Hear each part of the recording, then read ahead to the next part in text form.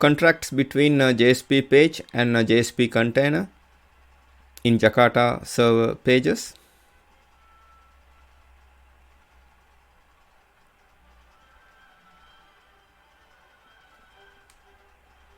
Now we are focusing on contracts between between a JSP page and a JSP container.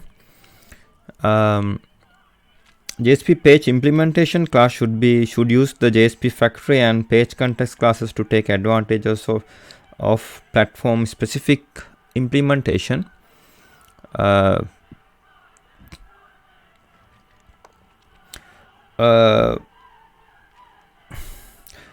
JSP page model. A JSP page is represented at execution time by a JSP page implementation object and is executed by a JSP container. A JSP page implementation object is a servlet. The JSP container delivers requests from a client to JSP page.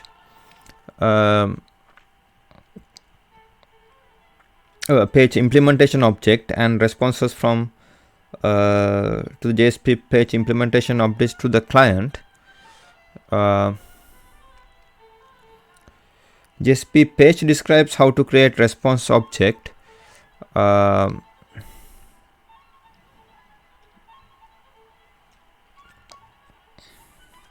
From the request object for a given protocol, possibly creating or using some other objects in the process. A JSP page may also indicate how some events are to be handled. In JSP 3.1, only init and destroy events allowed. Events are the allowed events. JSP container must render the JSP page for HTTP method get and post with identical responses. The response for head request to a JSP page must be identical to the response for the get request minus the response body. The behavior of JSP container is undefined for other methods. The protocol, the protocol seen by the web server. JSP container locates the appropriate instance of the JSP page implementation class and delivers the request to it using servlet protocol. A JSP container may need to create such a class dynamically from JSP page source before delivering a request and response object to it. Servlet class define the contract between JSP container and the JSP page implementation class.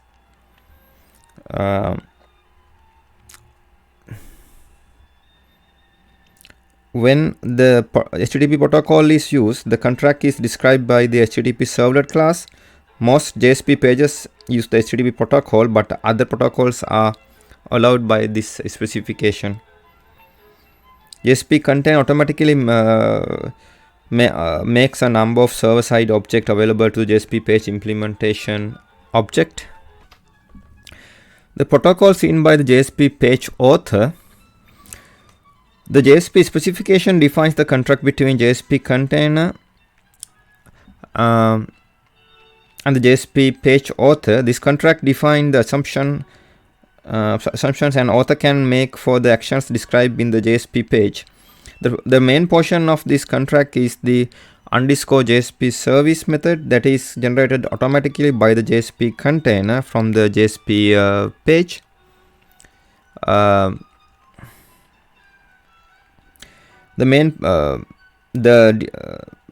The contract also describe how a JSP author can indicate that what actions will be taken when the init method and destroy the methods of the page implementations occur.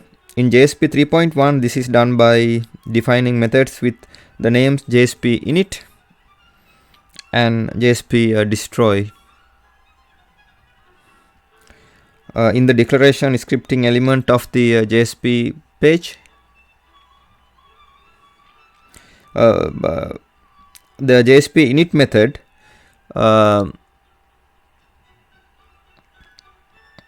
if present will be called to prepare the page before the first request is delivered.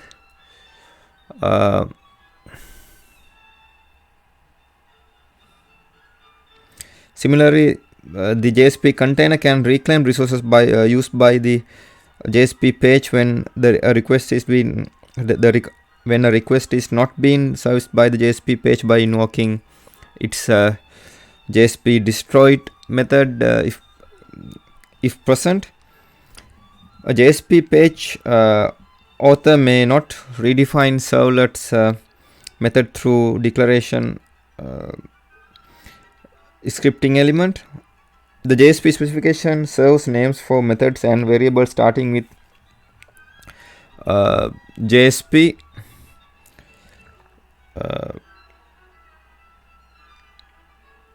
JSPX and JSPX in any combination of upper and lower case. The HTTP JSP page interface. The enforcement of the contract between JSP container and the JSP page author is aided by the requirement that servlet class corresponding to the JSP page must implement jakarta.servlet.jsp.http JSP page interface or jakarta.servlet.jsp page interface if the protocol is not HTTP. If it is HTTP, jakarta.servlet.jsp.http JSP page interface. The JSP page implementation class. The JSP container creates a JSP page implementation class for each JSP page. Name of the JSP page implementation class is implementation dependent. The JSP page implementation object belongs to an implementation dependent named package. The package used may vary between one JSP and another, so minimal assumptions should be made. As of JSP 2.0, it is illegal to refer to any classes from the unnamed, also known as default package. This will result in translation error. This restriction also applied for all other cases where classes are referenced, such as when specifying the class name for a tag in a TLD. The JSP container may create the implementation class for a JSP page, or a superclass may be provided by the JSP page author through the use of the extent attribute in the page directive. The extend mechanism is available for sophisticated users. It should be used with extreme care as it restricts decisions that a JSP container can make. It may restrict efforts to improve the performance. For example, the JSP page implementation class will implement jakarta.servlet.servlet and requests are delivered to the class as per the rules in the servlet 6.0 specification. A page implementation class may depend on support classes. If the JSP page implementation class is packaged into a var, any dependent classes will have to be included, so it will be portable across all JSP containers. A JSP page author writes a JSP page expecting that the client and the server will communicate using a certain protocol. The JSP container must generate that request to and responses from the page that use protocol. Most JSP pages use HTTP and the implementation class must implement the HTTP JSP page interface, which extends JSP page. If the protocol is not HTTP, then the class will implement an interface that extends JSP page. API contracts. The contract between JSP container and the Java class implementing JSP page corresponds to the servlet interface. responsibility for adhering to this contract rests on the JSP contain implementation if the JSP page does not use extend attribute of the JSP directive. If it extend attribute of the JSP directive is used, JSP page author must generate that the superclass given in the extend attribute supports this contract. Here is how the JSP contract possesses JSP pages. Void JSP init.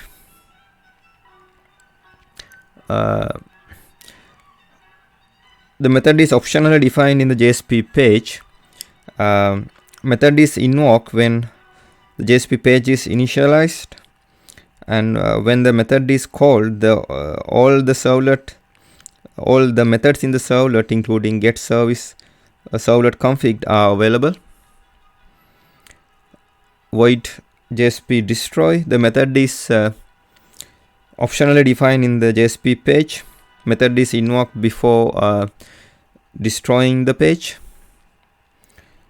Void underscore JSP service, servlet requested subtype, servlet request, so response subtype. Method may not be defined in the JSP page. The JSP container automatically generates this method based on the content of the JSP page. Method invoke at each client request. Request and response parameters. The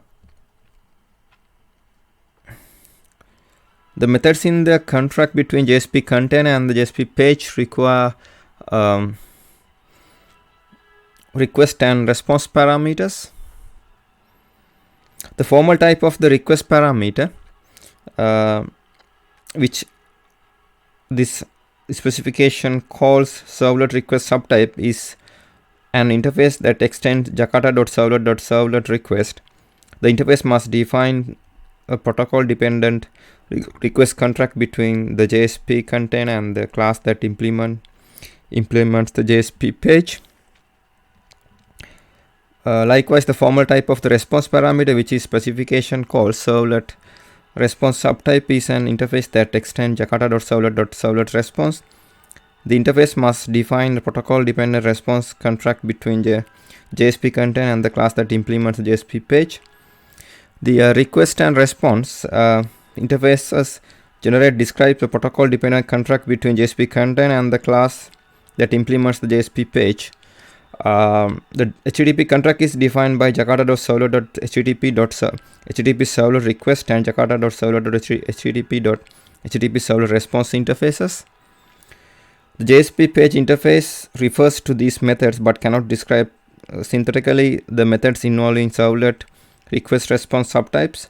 However, the interfaces for specific protocols that extend JSP page can just as HTTP JSP page describe them for the HTTP protocol. JSP containers that confirm this specification, both the JSP page implementation classes and JSP container runtime must support request and response interfaces for HTTP protocol. With regarding omitting the extends attribute by using separate underscore JSP 1344 and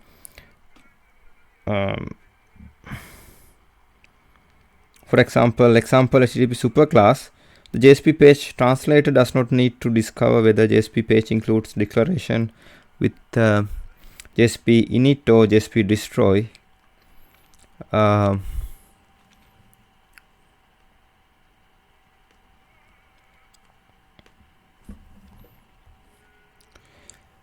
And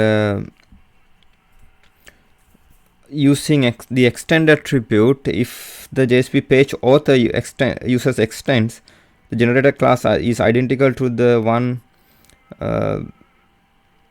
then except that the class name is not specified in the extend attribute.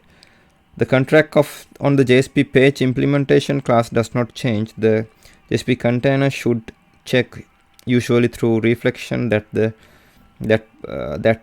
provided superclass implements HTTP JSP page if the protocol is HTTP, or JSP page otherwise.